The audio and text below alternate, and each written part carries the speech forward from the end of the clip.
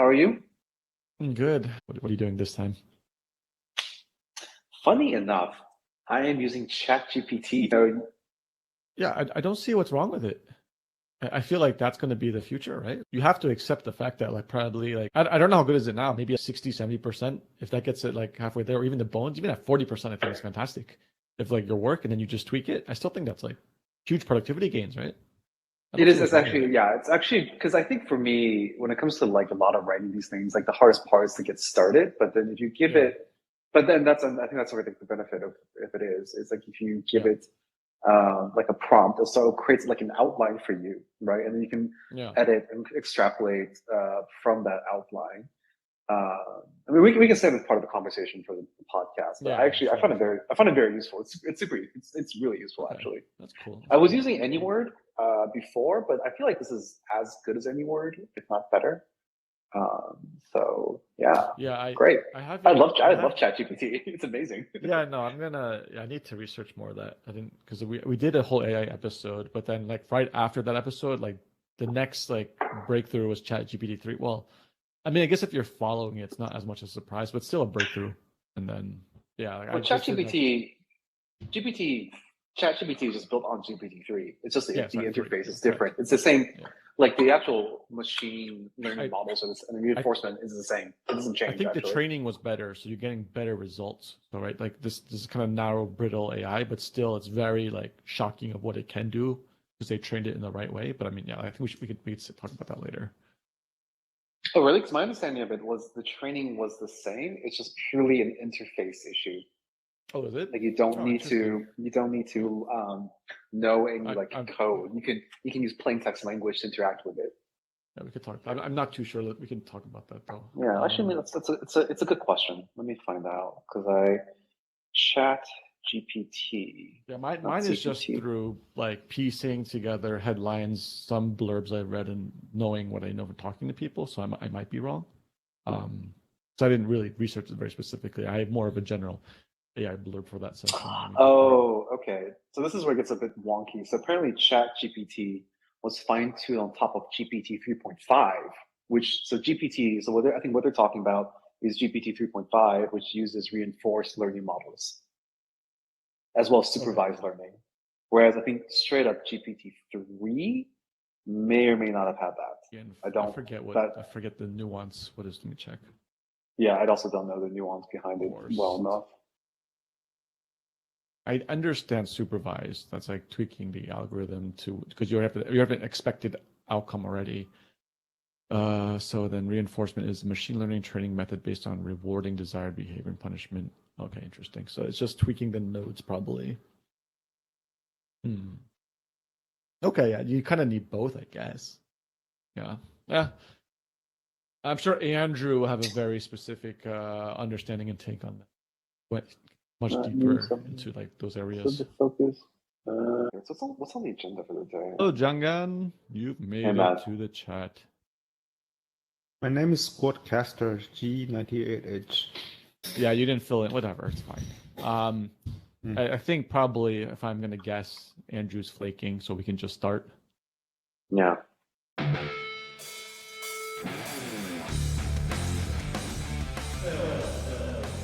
Hello, Yeah. barbarians, and welcome to the 24th episode of the LLB podcast, the final podcast of the year 2022.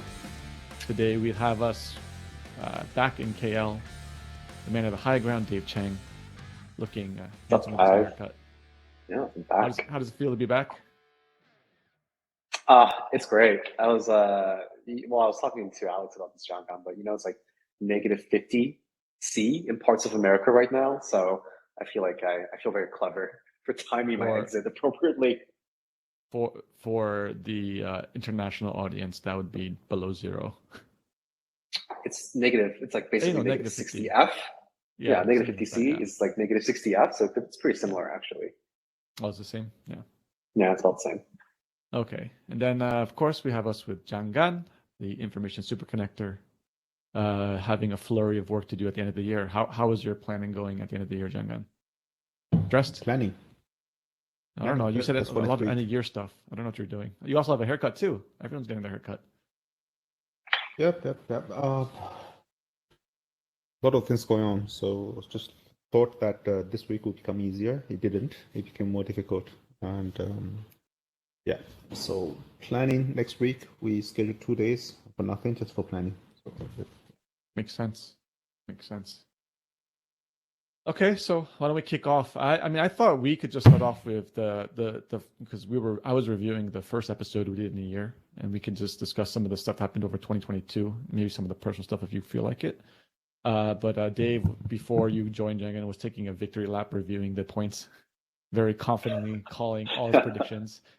In the beginning of the year, he said, "I don't like making predictions and all these things," but now he wants to talk about them because he was right. So, I think we started off but if you remember what I said I don't like making predictions because if you're wrong, you look stupid.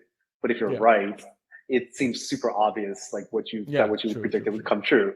So the overall payoff of making predictions is quite low because, like, that's true. That's why I don't like making predictions. I mean, I've been doing that since 2017 and actually putting that on our blog. And so you have a public record of all your mistakes, right? yes. And the half, like whatever percentage of the time you're right, people are like, well, that's obvious. Like anyone could have told you that. Yeah, but I wish to come back to review at the end of the year, which we did last week. So perfect. As an exercise for you to sort of think with the team and what might happen this year, and of course we do the planning. It's based on a set of assumptions, right? That's true. So yeah, we just put it out in the public, and of course you get certain things wrong, you get certain things right. Just to be open about it, because I mean, if you get everything right, then something's probably not right. I mean, if you get everything right and you're not rich, and something's wrong.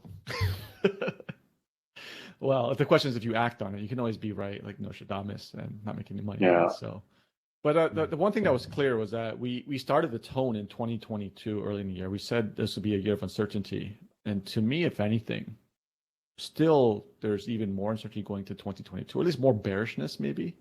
I don't know how you guys feel, or do you guys feel it's more clear going into 2023? Sorry, are we not going to review the predictions first? That was the first thing that was set off the tone, but yeah, we are. Okay. Did you want me to go to the points? Okay, I'll go with the points. Yeah, let's do that first. Okay. So, I mean, we started off like with the chat being around like Jangan, our favorite topics of the platform players like Grab, GoTo, this kind of stuff. And on the agenda was, talking about how groceries were a big part of the conversation and how Grab needs to master their finance division, or growing that out as another segment of a business. A lot of IPOs happened as we expected, right? And Jangan, you seemed, at least from I was reading the notes or the transcript, you were more bullish on grocery delivery, and Dave was very bearish. So I don't know how that turned out. I don't think I was bullish about the grocery, and I was saying that this was an area that many companies would want to go into because it's a big market, and it's a big market which has not been tapped. So naturally, companies looking for more growth, and especially platform companies would probably make more investments into this because they need to seek continuous growth. This was off the heels of the Grab acquisition of the local supermarket in Malaysia, Jaya Grocers, right? The Jaya Grocers, yeah. Jaya Grocers, yes. Yeah. And so, okay. How did what else is on the list? What else is you don't want to talk about it? Okay, fine. We talked about 15-minute. We were going to gloss over. Yeah, okay. 15-minute delivery was talked about. Jangan predicted that there would be you didn't say anything too concretely. You were talking about how it was a very big vertical. I think you said some of the players would probably merge together and some would die out, but it was something that was unexplored and very possible that it could turn out to be something bigger. 15 minutes? No, I was never believing that. No? I mean, well, you're very generous with your words then, or describing it. No, I was saying that, somebody's probably going to crack some part of delivery, but... oh, yeah, correct. Yeah. But look at what we have been putting on our blog, throughout the year, and we always said that, okay, it was very skeptical about 15 minutes delivery. Yeah. Would I mean, yeah. I mean, maybe we'll come back to that. And then yeah, Andrew was saying how he knew that the valuations would, and for the 15 delivery would be very rough, somewhat flop.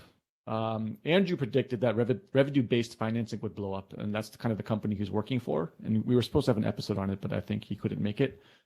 Blow up means implode, or? No, sorry, blow up as in get bigger. It would bloom. Okay. It would be like a revolution. Like there'd be more revenue-based financing, successful valuations, and sustainable businesses. They'd fill in the gap in the financing market, right?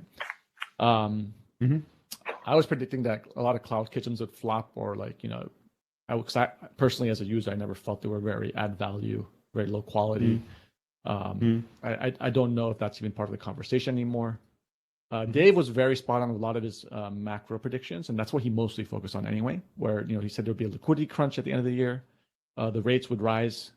I'm not too sure if earlier if you expected it would rise as high as they have, and if they possibly still are going to keep rising.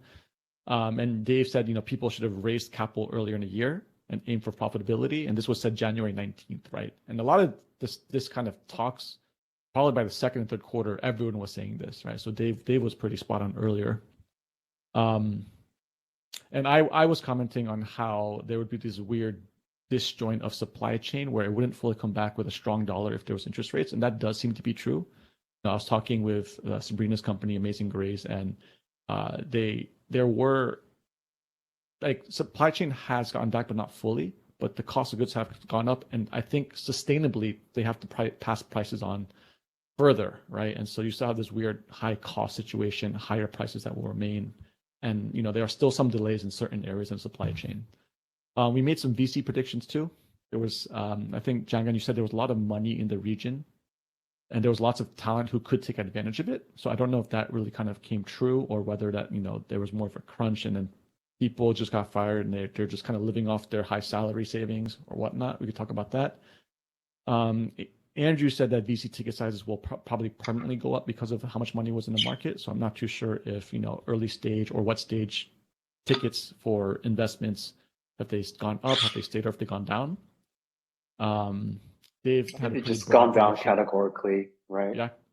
Yeah. Like, I mean, in general, I don't know about region specific, but in the US, they've definitely gone down. Yeah. I think certain stages might be not too different. I mean, yeah, maybe like the early stage, like 10 million checks are probably a lot less, but I don't know. At least for our region, $1 million checks or a few $1 million checks are still quite high for early stage, right? So just a very quick comment on that. I do see a lot of dry powder which has been raised or committed by last year or beginning of this year. Remain dry powder. I mean, people have been sort of quite cautious in deploying. And I also think that, I mean, people don't say it public about it, but I also think lots of people are waiting for the valuations to go down, and which obviously would not happen very quickly, especially for companies which still have lots of cash liquidity. Yeah, I agree with that. They've made some other broad predictions where there would be increased competition with regions like China versus US, and along that lines, I was saying because of these kind of trends, the conflict would happen. And of course, a month later, Ukraine happened, right? Andrew was betting on how late stage capitalism and the macro trends where, tech makes more wealth, but, they either get more wealth and it distributes more evenly, or, you get a bigger wealth gap. And I think that's what Andrew was kind of saying, that even though we have more wealth from the technology, but, it's the top percentile that's still hoarding it, right? So I think that's kind of true. And Andrew was predicting how China would emerge more clearly as a different kind of paradigm as it rises in global economic power, which I would probably tend to disagree with that. I don't think that's very clear at this point. By the end of this year, if anything, it shows that probably U.S. is still the main. It seems weaker, but still the main strongest country. And with the dollar strength and everything that's happening politically, even though it looks like a mess, it's still the strongest economy by China's not going to take over anytime soon, at least in the next decade. Very clearly, at least to me. Last point was, I think Dave talked about how China needs to shift to hard and deep tech. They kind of hit all the low-hanging fruit already. They're scratching the bottom of middle income country to going to a high income country, and in order to transition, they need to get innovation in the deeper areas to get on track for that. So those were the main points. So I mean, I don't know. Do you guys want to comment anything that, I mean, Dave could take his victory lap. You know, he was right about 15-minute delivery, groceries, liquidity crunch. I'm actually pretty impressed by the breadth and depth of the things we talked about at the beginning of the year. Oh, wow. Yeah. I mean, is there anything that sticks out to you though? Like, I don't hear anything from 15-minute deliveries. Like, is that completely dead in your guys' radar? Groceries, was that really wasn't pursued as a category, much bigger, you know. And I don't know how the platform players are faring now from this. You know, of course, a lot of things change where the macro trend did come true, so they had to cut. What do you guys think? I mean, I think if you look at this list, right, a lot of the like, initiatives or trends that we've seen in the last couple of years has all really been enabled by a low interest rate environment where capital is free. So, I mean, I think 15 groceries, and specifically 15-minute groceries, are, I think, like a kind of a poster child for this, right? Where you have these razor thin margins, you just toss, unholy amounts of money for user acquisition, and the payoff of that is questionable at best. And I think we are seeing sort of like a fundamental paradigm shift where, you asked the interest rate question. I don't think interest rates are going to go down anytime soon, especially now with China coming back from their COVID, the zero COVID policy. So it's only going to go up. So I think we're in this new world order for at least a couple of years where people are going to look seriously about, their return on invested capital. And so a lot of these business models that were enabled by cheap capital are no longer viable, right? So a lot of these things they're kind of dead. They're dead in the water, right? And so even if you were like a grocery delivery player that raised, I don't know, like at the top of the market, you're still in a position where that money has to last you for a very, very long time unless you fundamentally change your business model somehow. So yeah, I think a lot of these are just dead. Do you think that was like, you said because this came from a low interest environment, so this wasn't really this was money trying to find a problem versus, versus, I guess, it coming from a fundamental problem trying to solve the system, and there's just too much money trying to create it, I guess? Is that what you're basically saying? I mean, this is not my point about that entire industry since the first time we talked about it. It's just, it doesn't solve a problem. I don't know what problem it's solving. It's like, oh, great, I can get like a banana in 15 minutes. That's marginally better than me walking to the grocery store and getting a banana in 20 minutes. I don't see the use case for this at all. And especially now, you can't actually walk to the grocery store and fairly conveniently. Yeah, exactly. I mean, like, go ahead. Sorry. Go ahead. No, go ahead. So I think across the board, I mean, if you look at e-commerce in general in this region, Alibaba put in their Q3 quarter report saying that Lazada order numbers actually went down in the third quarter of the year. Yeah, and they largely blame that to the opening up. I think Shopee's number of orders was flat in Q3 compared to Q2.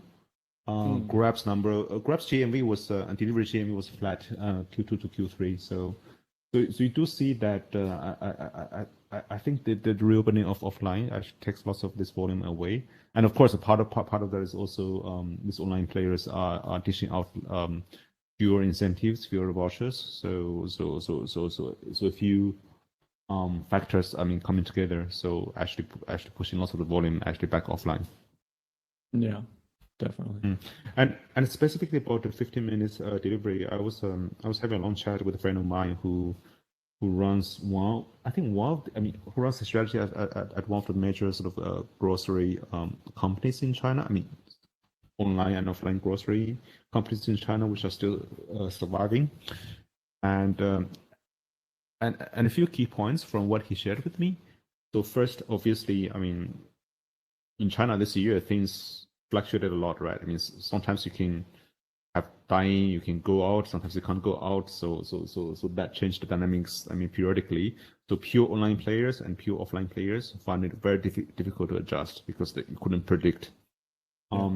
Second is that I think there was also competition in the sort of instant grocery or 15 minutes grocery, I mean, 30 minutes, whatever, space in different cities, and that allowed some dynamics to play out.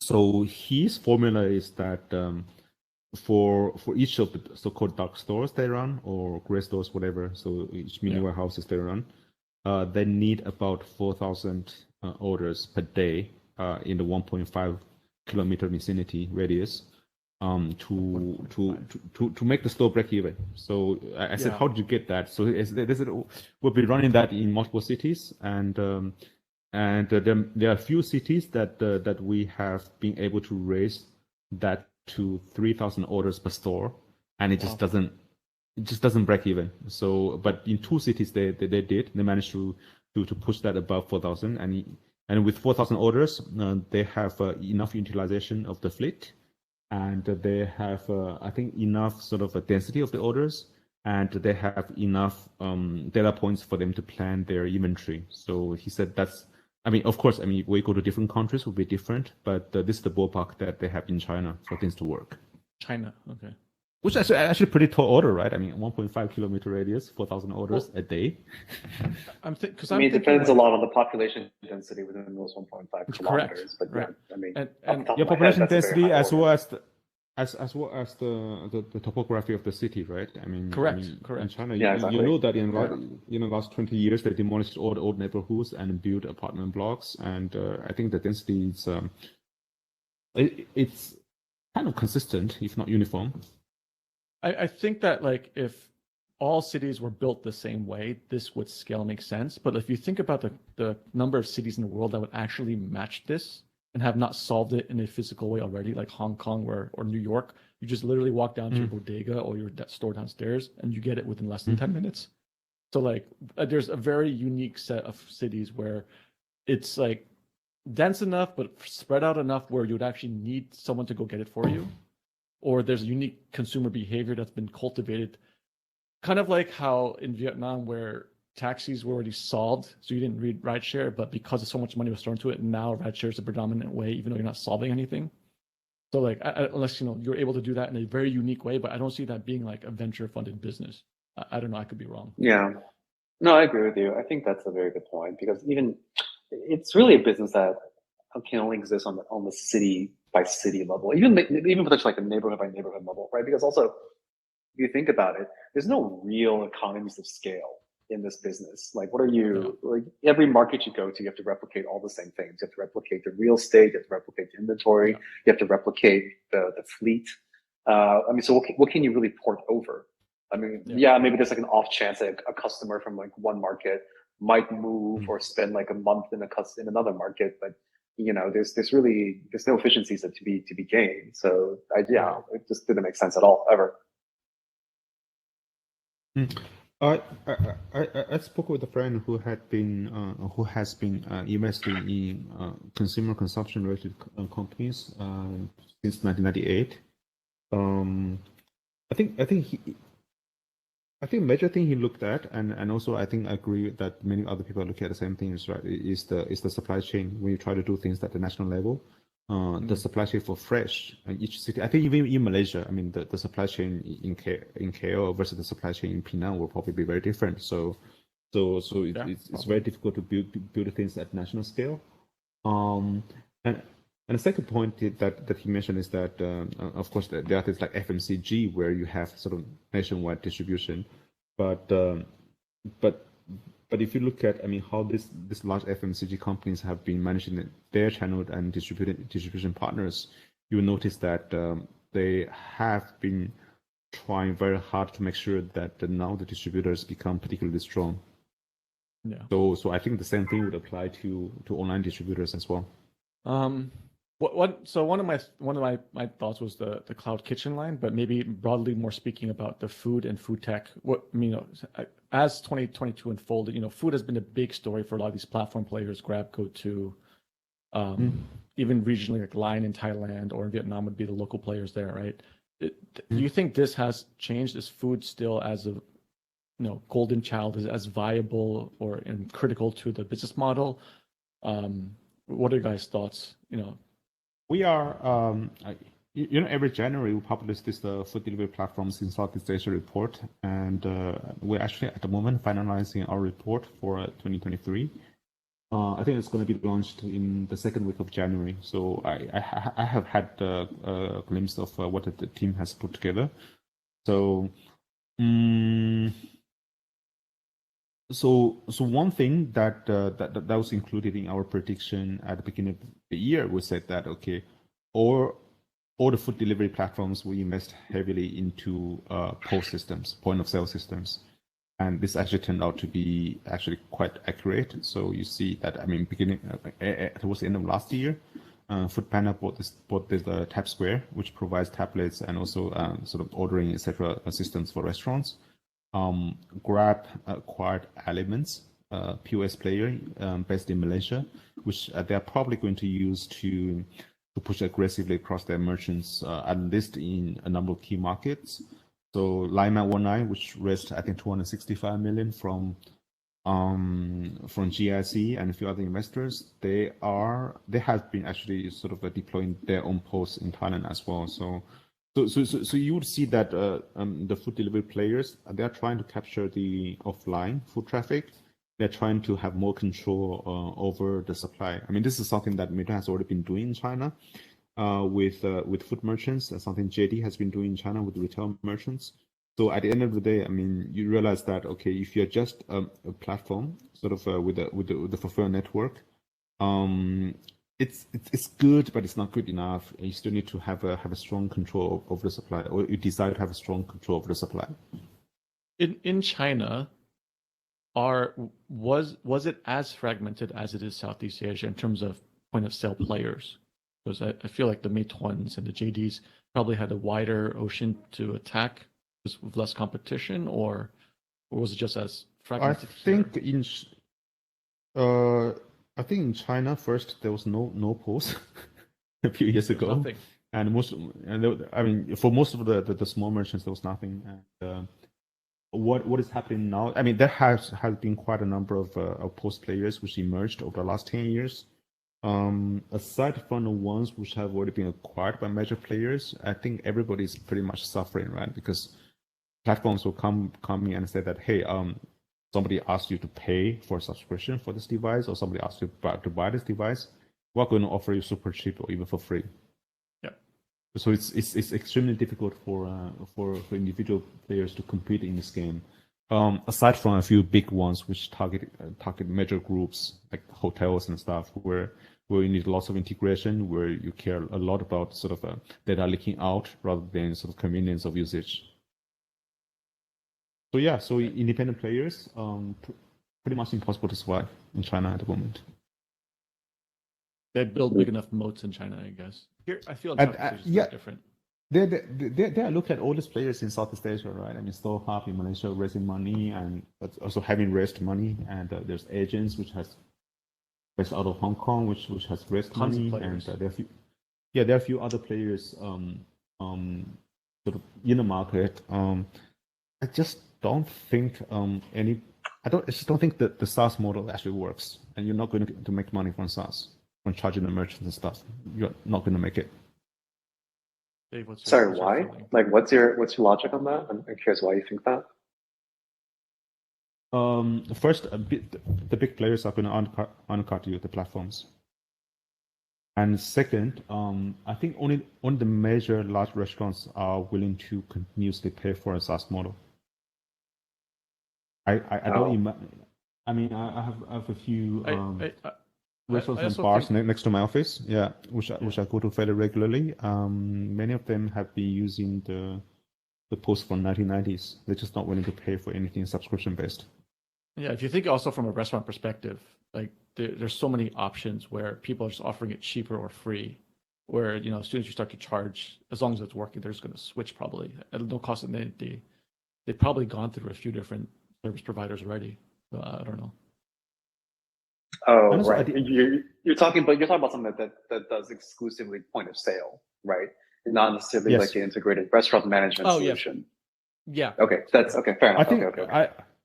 I think even for integrated restaurant management solution, your chances are with the big chains, right? I mean, you work with Starbucks, you work with Yeah, of course. I don't know, McDonald's, etc. I mean, for you to Yeah. target a lot the long tail of a small and medium-sized restaurants, I don't think you're going to get much traction out of that. Yeah. No, I agree with you. I mean, just the sales economics wouldn't work out on something like that, right? If you hire like a high-priced or relatively sophisticated person to go talk to all these small restaurants for a ticket size of like, I don't know what, like 5,000, 10,000 sing per outlet per year max, it just doesn't make sense. And you can't, and there's no seat expansion that's built into that. So no, that I agree. I mean, back to the food question, I think this is, and what I mean is like a food question specifically in the context of these like larger platform apps. It seems to me like it's just a continuation of the age-old business strategy where you have a customer base and you're just looking for more products to sell to them, right? I mean, companies do this all the time. Like Salesforce does this. Salesforce had Salesforce and they went around and acquired a bunch of other products and then they sell that product, those new products against their Salesforce customers. The only, I think, key difference in this scenario is, you know, with something like Salesforce, it's a high margin software product. And with something like food delivery, it's a really terrible, like low margin product. So you're just layering a bad product on top of another bad product. It's not like one is a high margin product and one is a low margin product. You can sort of like ameliorate the situation here. So I mean, it just seems to me like there are people that they said, oh, we built out this like last mile logistics function capability, and now we're looking for more ways to monetize that, but ultimately you still probably end up not making a lot of money on any of these and then like the sum of the whole doesn't actually create a lot of value beyond the individual pieces. So, you know, whether these are standalone companies or whether they're part of a greater whole, unless it's something on the back end or that's something that like sort of undergirds actually makes money, I don't see it fundamentally changing the problem for any of these companies. Well, like say in the case of like a food panda player though, no, without competition, that was definitely making money profitably too, probably, right? I don't know. You guys worked there, did it? I don't know. Jagan worked there directly, and I don't know my what understanding at the time. I mean, I think at the end of the day, I mean, if you look at each city in Southeast, each major city in Southeast Asia, there has been a lot of traditional sort of food delivery players and sort of co-order players, which cater to niche markets. I mean, you have companies which have just been delivering Japanese food in Bangkok, or companies just been delivering sort of a Sichuan hot pot in Singapore, and traditionally they have been earning a decent living. I mean, not fantastic, but enough for the owner to buy a nice car, etc., etc. So, but the thing is that when you try to target the mass market, right? I mean, you try to build large fleets and have sufficient utilization of this fleet, etc., etc. For things to make sense, it becomes much harder. And they have set up the. I mean, they have. I think in the region, the commission rate which has been set up has been much higher compared to what you would see in China.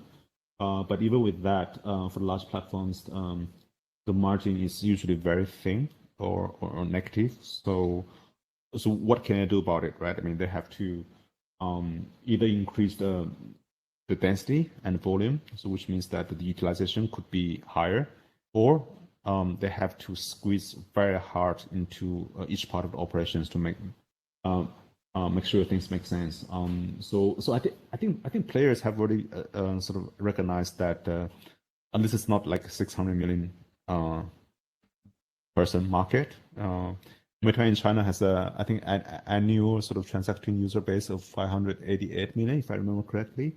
So that translates to monthly transacting of how many? 250 million people. So Grab has a monthly transacting user base of 32 or 33 million. So the market we are dealing with is actually much smaller than many people had predicted. So the question is that will eventually become bigger, and how big it will eventually become, and how long it will take. I think the players have sort of established that it will take a long time.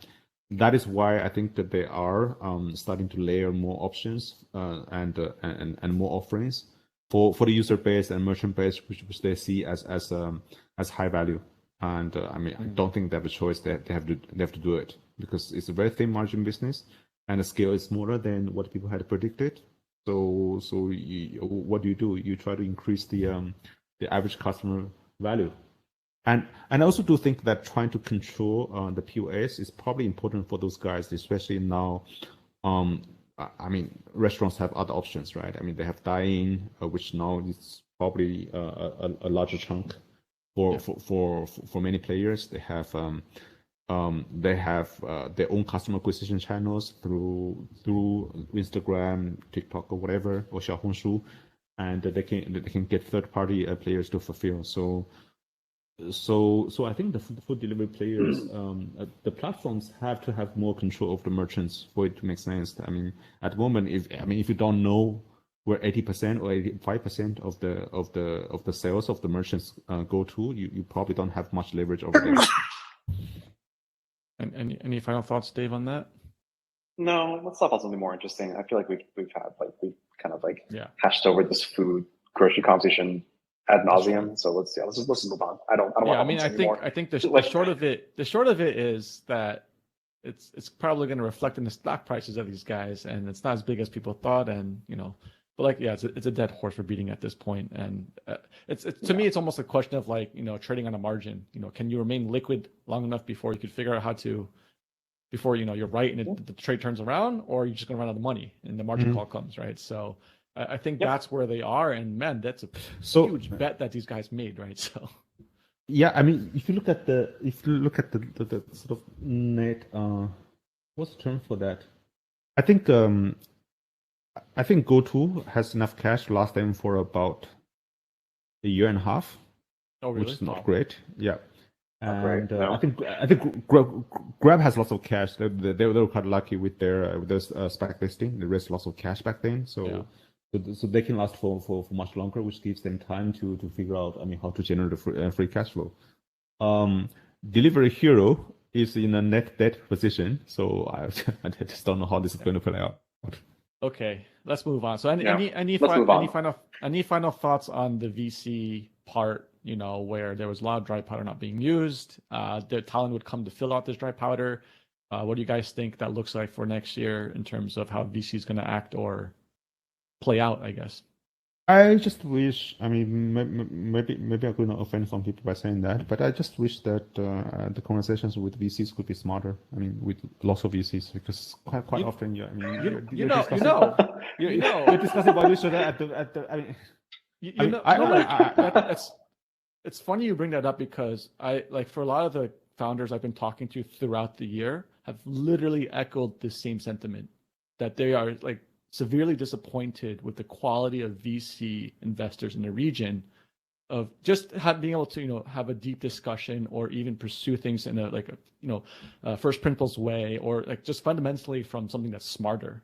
I think that really hits on something where there's a big gap to fill with smarter money. And I don't know if that's going to get filled, where that's going to come from, or how it's going to get grown locally, especially if there's so much quote unquote dry powder lying around, or does that money just go somewhere else then, right? So I don't know. I'm actually curious, where did you get that dry powder? What are you basing that off of? Just how much committed capital there is in Singapore or the region alone? What's the exact number? I'm curious where you get this from. How much money has been committed and has not yet been deployed? So how much? What is that number? I don't have the latest off the top of my head, but you did see that a number of funds being closed and announced at the beginning of this year, ranging from 300 million to 800 million. 800 million in the case of Sequoia. So when but that money was. Sorry. Please go ahead. What I'm saying is that lots of this money would have to be invested in a growth stage.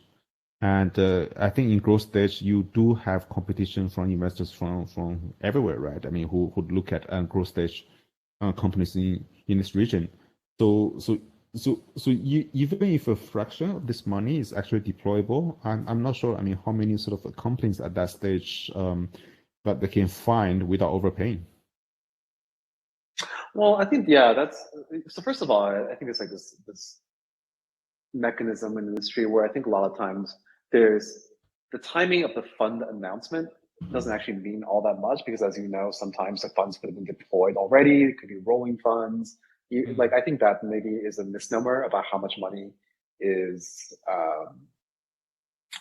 available. But I think what you're getting at, something that's interesting, is like we've always had this conversation. It's like you raise so much capital, but like realistically, how much of that can you deploy in a reasonable into well-run companies that have a reasonable chance of success? And my position has always been that there's not that many of them in the region still, and especially I think given how tumultuous the last year has been, I think a lot of people, founders and companies that are starting up, are still sort of under this old paradigm where their business models were again, optimized for low interest rate, cheap capital, and you can kind of throw money at problems, right? Whereas now, you think about the time delay, right? So we sitting here, as investors, we're looking at interest rates on a regular basis, and I can see that it's going up by like 75, 100 basis points every month.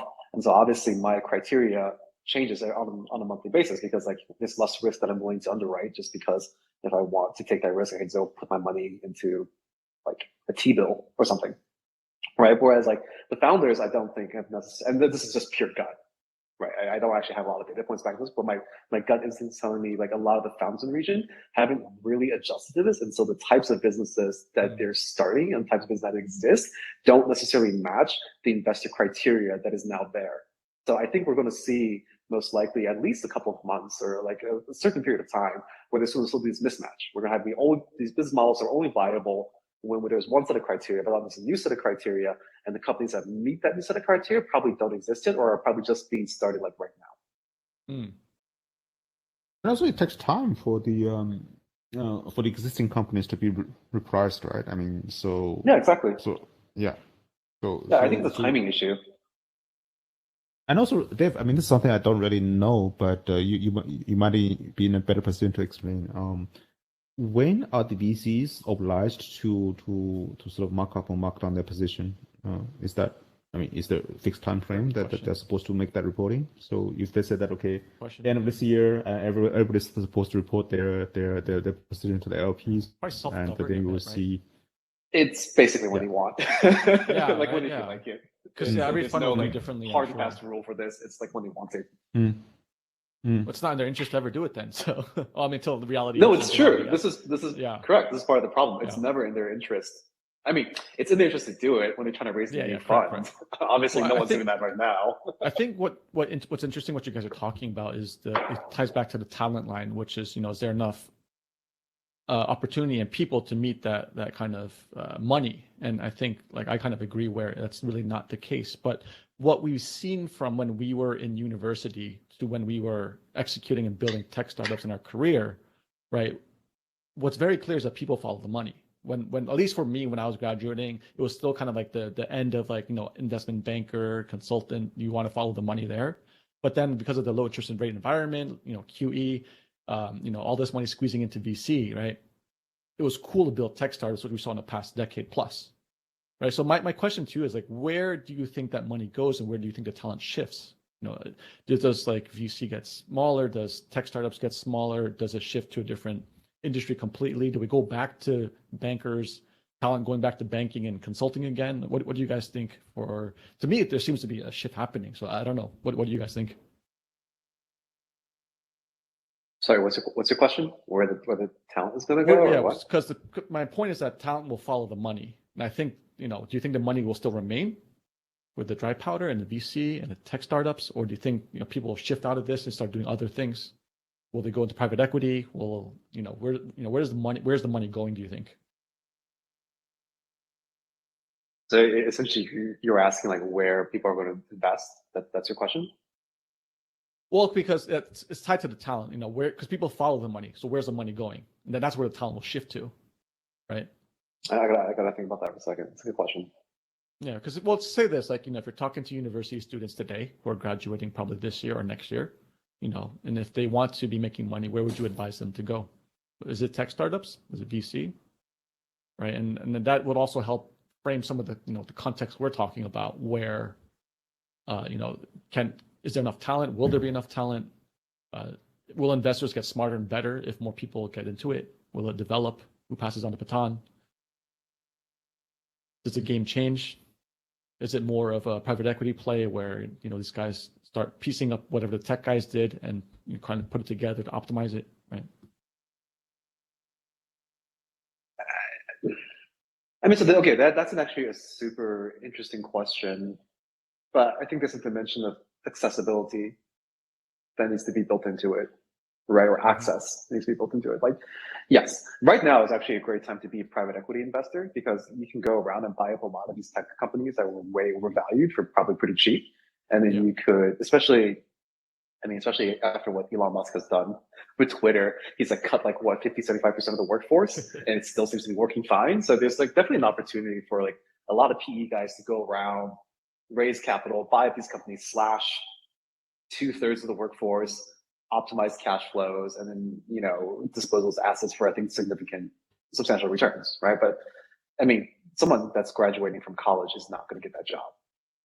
Yeah, it's true. I mean, it's just not possible. I mean, and if you do, you're not going to be they get attracted to it, though, you get a carry. Right?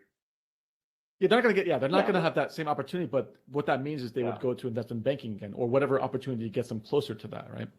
I mean, if you think about it, like 20 years ago, that was the path. Like, say you want to get into private equity, you're not getting it right away unless you're bloodline or you're a genius, or right? But they would go to sell side. They would try to prove themselves sell side within a few years, make do a few deals and try to jump to buy side, right? Like that was the blueprint like 20 years ago.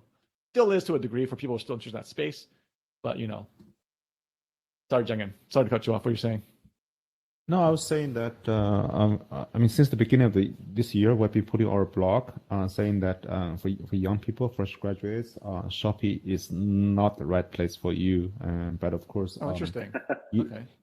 I've been saying that because your career path development is, I mean, it's a highly specialized organization. It's probably over specialized, and there's lots of efficiencies, which means that you are not going to have a good career trajectory unless you are super exceptional for you to join at this moment.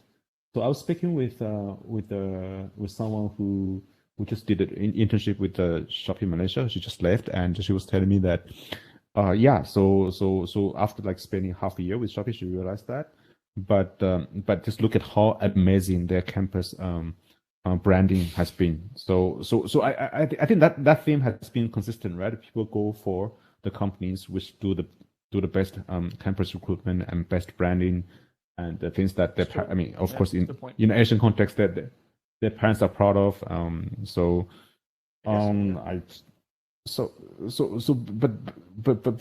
But when people talk about tech, people talk about non-tech, etc., it's still like huge umbrella terms. When we talk about private equity, so what's the point for you to join the industry if you're not ending up in a sort of top firms? I mean, if you are in tech, what's the chance of you actually making it? So I think in the hot sector, at the end of the day, I mean, some people have just in a way lucky, in a way sort of worked their way above everybody else, and I don't think there's any like industry where everybody would across the board make it.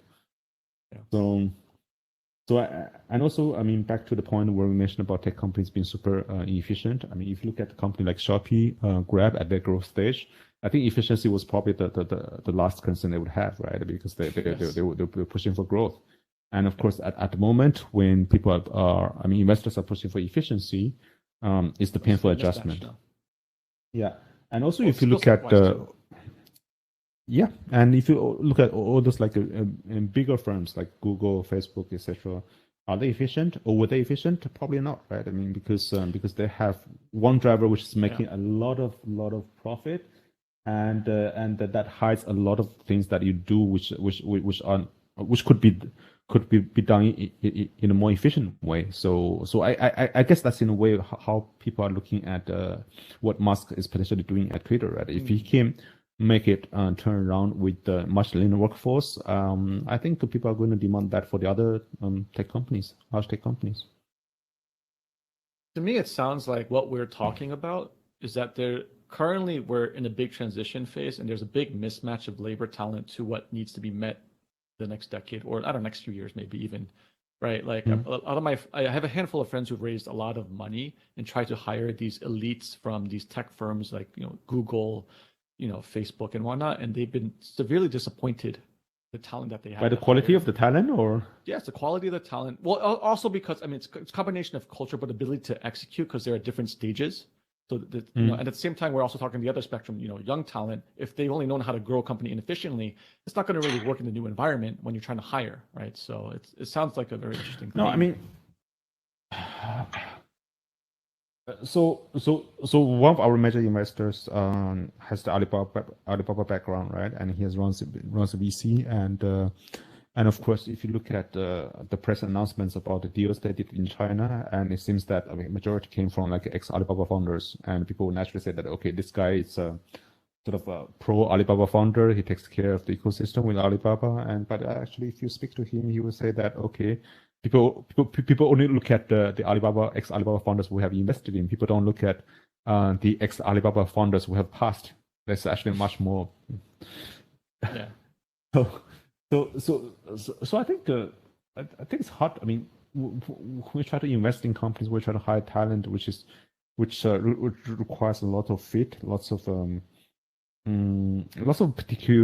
particular sort of traits, and to make things work. And it's very hard to generalize. I mean, it's very hard to generalize that some people coming from a particular firm or particular experience would work. I mean, it is a filter, but it's one of the many filters that you have to do, right? Yeah. Dave, any thoughts on that before we move on? I mean, I think the reason I'm having such a hard time answering this question is like, yeah, I agree. Like generic career advice is really hard to give because there's so many variables that have to be considered, right? So like, I think it's difficult to say. Yeah, I mean, yes. To be fair, it was true for like maybe 20 years that if you wanted to be wealthy, the easiest way to do it was just go work for Google, get a bunch of options, and just wait for them to invest. Correct. Right. So and to a certain extent, I think that's probably still true.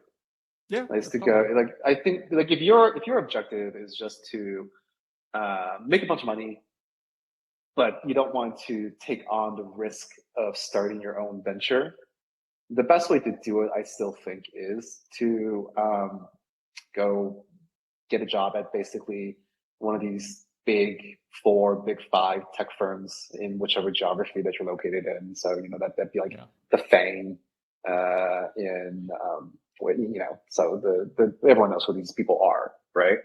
But I think but again, like there's got to be considerations beyond just like how much money you make, right? It's like how much do you like your job? Are you learning something? There's a lot more consideration on top of that, and I've always sort of been in the camp of you should, generally speaking, find a firm where there's like a lot of smart, interesting people that you want to work with, working on a product or a project that you have some form of interest in. And that's like, if you're a young person coming out of school, that's how I would filter it. But I mean, beyond that, I think it's very difficult because there's just too many unknown, components to it. Yeah. I've been having lots of discussions with some of the friends who have been building AI models for years, and some of the ones that I'm particularly close with, they'll have the same sort of conclusion that things like ChatGPT would eventually replace like 95% of the white collar jobs, because a lot of white collar jobs have traditionally relied on having some kind of expertise and passing that information along in a chain. So this could be, I mean, they don't know how long this would take, but they've been building models for years, and they look at this model, and one of them is telling me that okay, I've been running a company for 7 years. I've raised hundreds of millions of dollars, and now realize that okay, what I did was completely not wrong, but pale compared to. No, pale compared to what GPT can do. Oh, I see what you mean. Oh, okay, I see what you mean. Yeah, and he even told me a story. He said, okay, last week we had a problem with one of our projects. So he asked like 5 project managers and to find a solution. Then he also at the same time asked GPT, and GPT solution is much better than all of the 5 combined. I mean, that's an interesting conversation, right? I don't know. That's a pretty maximalist view where 95% get destroyed. I think there's gonna be a long period of transition, and along that way, yes, a lot of old jobs that we know existed from the old world paradigm will be gone completely, and new paradigms are created. But I don't know. I wouldn't be as like. Is this fair to say bullish on that? Yeah, I wouldn't be as bullish on that. I definitely has a place in society. It's going to change a lot of things that we have to think about, but.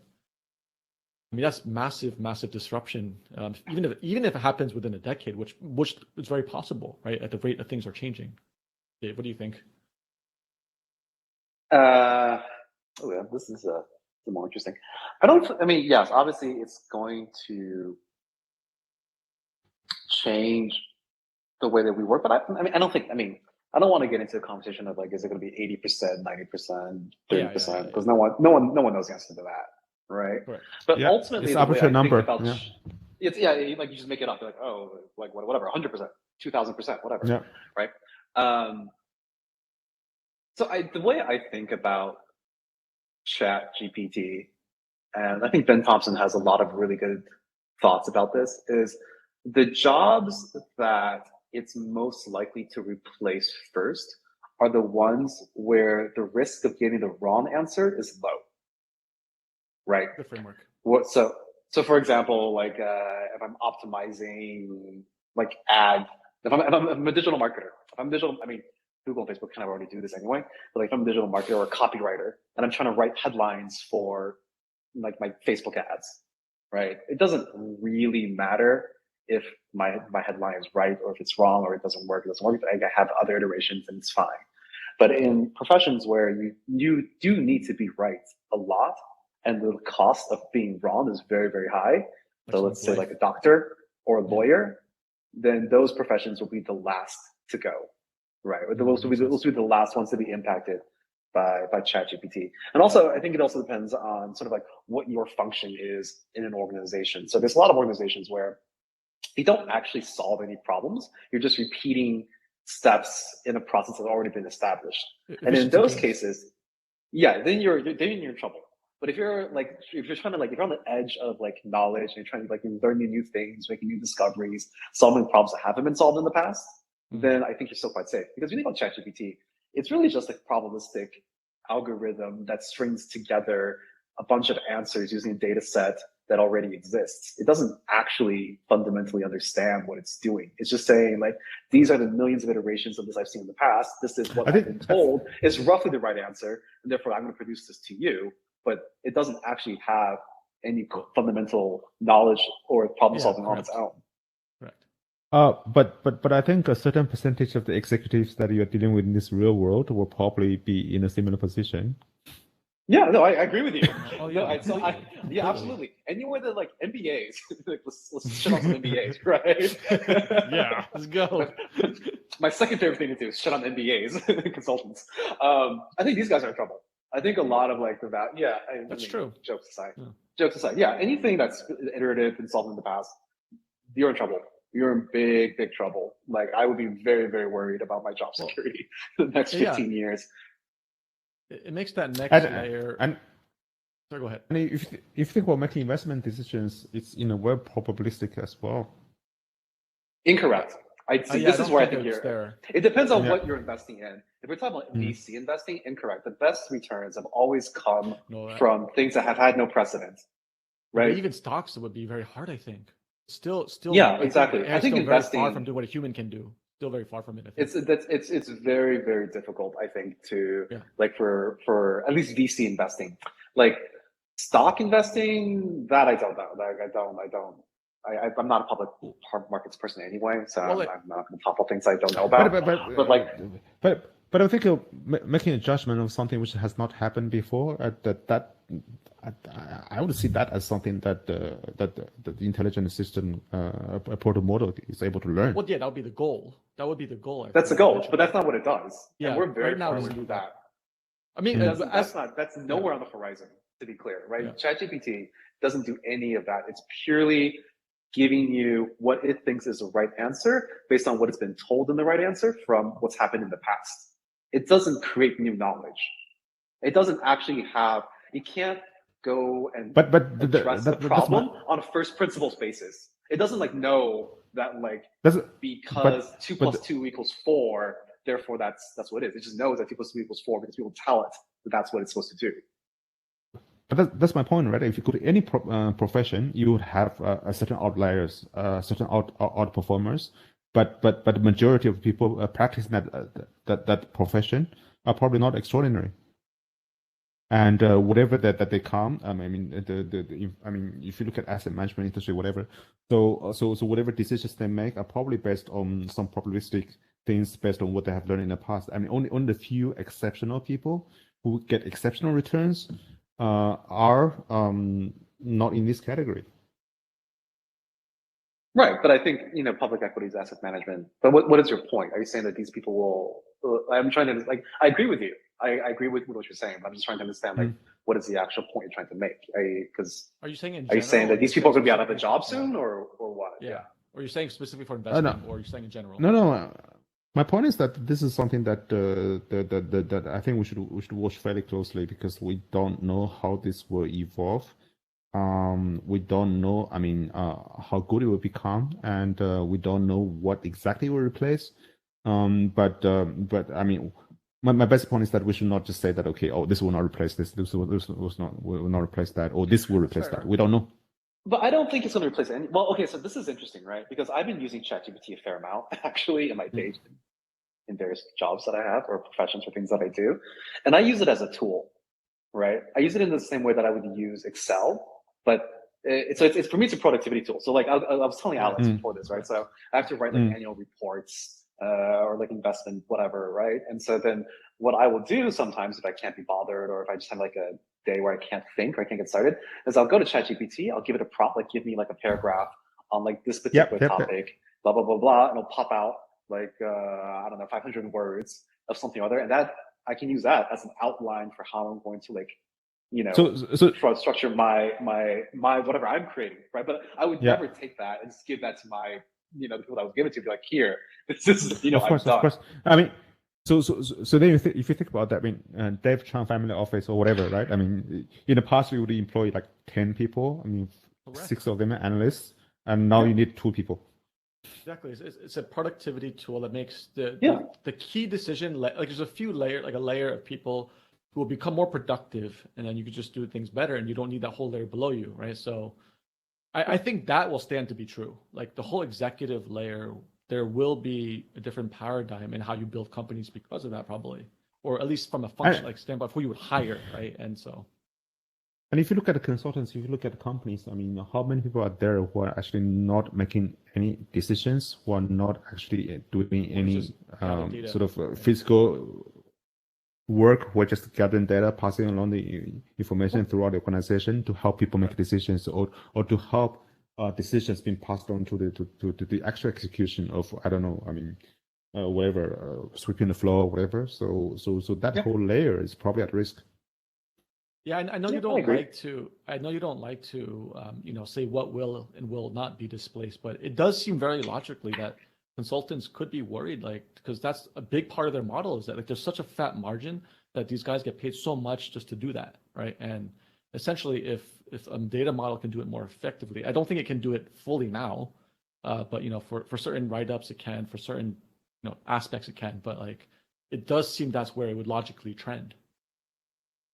The question is that, I mean, the question is that you present a report to the board saying that it was entirely compiled by ChatGPT, and at which point the board will say, okay, we take the recommendations and we're going to vote on it. It's almost like a Turing test. Would they know it's from you, or will they know it's from ChatGPT 3? So in a way, that makes top consulting firms margins even fatter, right? I mean, they can put this stamp of endorsement and hire much fewer analysts. Well, until companies find out that they could do it themselves with less resources, themselves in-house, right? I mean, also if we're talking about consultants, and if we're being cynical, I think also the reason consultants get hired a lot of the times is not to actually deliver. No one cares about. They're just reinforcing something that's already that they already know. No, well, they're reinforcing something that the executive team probably already knows, and they're just looking for some sort of backup to implement whatever it is that they already know that they're doing. That's a cynical view of consultants. So if we use that as a rationale, then consultants will never get replaced because you always need some sort of external validating factor, and that's what they're for. Well, I'm extremely biased in this space. I like the idea of the technology. I'm very excited by it. So if anything, I do think that's where young people probably should head, is in these kind of frontier spaces where, this does probably destroy some value, but it creates more wealth and more value too, and creates a whole different world. So I mean, I don't know. That's how I feel. I don't know if you guys are excited about this as I am, or Andrew is. I'm super excited about it, but I'm also kind of, to a certain extent, inoculated from the negative downsides of this. Like, I think I'm at a point where I'm like late enough in my career where it's not going to take my job, right? But if I was like an entry level lawyer or something that was doing like a bunch of document review, or if I was going to law school right now, or if I was like an entry level like financial analyst, paralegal, where what I was doing, paralegal, like these types of jobs, then I would I would not be so bullish on this. But sort of I'm at a point where like most of what I do on a daily basis is really thinking. Yeah. It's thinking, it's interacting with people, and that doesn't, it's still a long way off from that. Yeah. So, I mean, I think we covered actually a lot of the topics indirectly. I don't know. Do you guys want to talk about Temu, which I can probably relate back to what we talked about, or would you want to talk about personal stuff, like, personal stuff from last year into next year, or what do you guys want to close out on? Temu or personal stuff? Up to you guys. I don't care. Up to you. Personal stuff. Personal stuff. It's a new year and something to look forward to. Sure. I don't know. All right. What are we guys looking forward to for the new year? Andrew's not here, but his goal was to do 50% cool things and 50% intellectual stimulation stuff. By him not showing up, seems like he's doing more of the cool things, I guess. Not cool enough to do a podcast, but he was very fascinated by the future of work and remote organizations, which he seems to be kind of doing, I guess. My question to him was, did you live out how you envision things? But he's not here, so let's move to Dave. Dave, which crab did I eat? Yes. Did you eat more crab in 2022 than 2021? Yes or no? Yeah, but that's like by default. Yes, but that's unfair. You're an exponentially crab consuming person. Yes. No, because with 2021 I wasn't in Malaysia for a lot of it, so by default I ate a lot more crab. Yeah. I would say I probably consumed, on average, 2 kilos of crustacean a month over the last 12 months. That's a lot of crab. Which is kind of pedestrian. I'm disappointed in myself. I feel like I could have done better. But on a personal level, you said you wanted to unwind some of your private positions earlier in the year, and you wanted to spend more time investing in biotech and life sciences. So any updates there? And then what can we look forward to 2023? I've categorically failed on that. I've categorically failed on both. I'm with you, brother. I have a lot of categorical failures too. Yeah, there's no. I mean, I tried to stabilize one of the positions, get some better management in there, trying to be more involved, but it's kind of just we've moved. Let's move on. I failed on both those accounts. So move on. So I guess planning to cut losses and look forward to new projects is the focus for 2023? No, I think 2023 is different. I think 2023 is really about focus. Yeah. So you have a lot of clarity now? Yeah, I have a lot of clarity. I'm going to cut away I'm trying to focus my time on specific functions and projects that I know will end up being lucrative, and just kind of ignore the rest as much as I can. Yeah. Because I mean, that was one of your insights earlier in the year, was to try and do what you can for those portfolio companies. It seems like by the end of the year, you realize that's probably more effective to focus on a winner that it will be sure winner, right? I mean, that's sort of also kind of like a more heuristics question, because I actually kind of knew at the end of it, when I went into that process, that it's probably a waste of time. But from like a loss aversion and like ego perspective, I felt like I had to at least go through that process, and nothing came out of it. I can tell myself primarily that I tried. But now that I've done that, then the box was checked. We can move on. Yeah. So then the last question, because you said you want to plant some table stakes and invest time and money. So what did you invest time and money this year that helps you set up for next year, and what can we expect? Oh, so I've got Roughly. Doesn't have to be too specific. roughly. Yeah, unless you want to share in detail. No, I don't actually want to share in detail. No, I got some things that will cash flow next year, I think. So let's just leave it at that. That will give me some cash flow. So be happy with that. But when it does happen, you got to tell us then. Deal? Yeah, of course, yeah. Okay. Yeah. All right, Jiangan. 2022, you wanted to get more organized and systematized with your consulting, insights, analytics, and revenue streams. You kind of set up revenue streams in 2021, and your goal was to be more organized and kind of scale those. So were you able to focus and get more organized in 2022? I think definitely better than beginning of the year. So we also tripled the size of our team. So I guess that's good in a way. And in terms of properly scaling, I still see lots of things that we need to work on. So of course, I think one thing I've been reflecting this week is that I should probably spend more time, especially with the younger members of the team. So a lot of the times, if I could spend more time with them, especially at the beginning of any initiative, any project, will probably make things much more efficient. So that's something I'm trying to do next year. And the second thing is that I just wanted to travel more, because especially lots of things have evolved in different markets. So I was in Thailand.